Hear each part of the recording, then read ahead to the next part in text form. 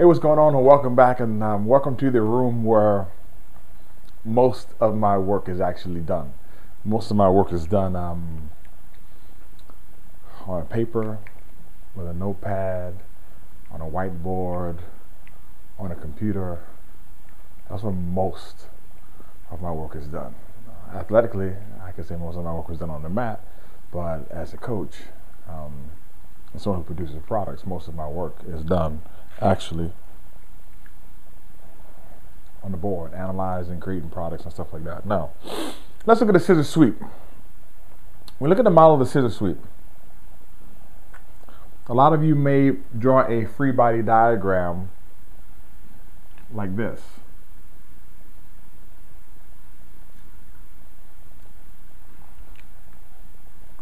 Okay, you may look at the scissor sweep as creating forces, a vector here and a vector here.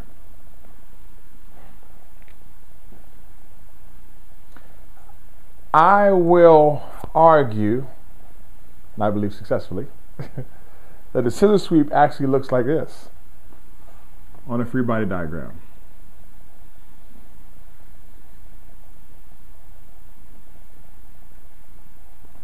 The force here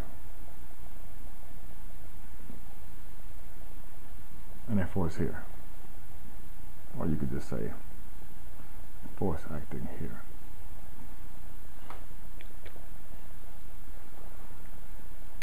When there's a force going this way and a force coming this way, the actual torque is coming out the board. So we write that as a dot.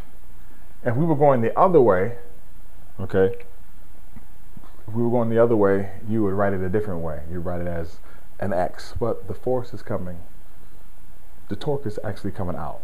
So we want to kind of help that screw drive forward. Now, when you look at this model, you say, yeah, man, but if I do the scissor sweep like this, and my foot is here going in, and my knee is cut across, and my other foot is here, and I'm grabbing the person, well, isn't that force coming out of the board?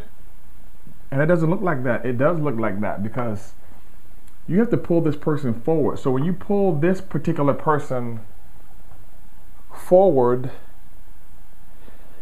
it does look like this, with the top of their head coming out, this being the top of their head, and then your feet scissoring, that's what's allowing the person to turn and rotate. So you're actually starting here, pulling the person forward, and then you're rotating.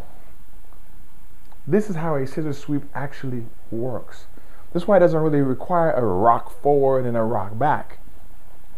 All it requires is for you to pull forward and then scissor your legs.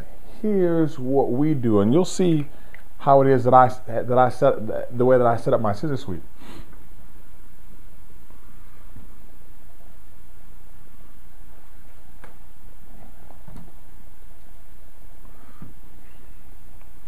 When the scissor sweep begins, okay, let's look at this.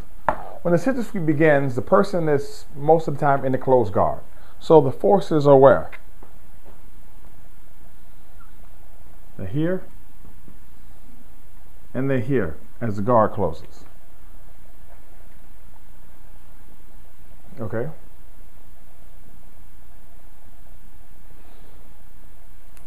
I watch a lot of videos when the person plants their foot on the ground in order to, they're bringing weight off of the person, and they plant their foot on the ground in order to shrimp. I see many people do this. When they plant their right foot on the ground, this is assuming I'm scissor sweeping to my left. When they plant their right foot on the ground to shrimp, they drop this foot down.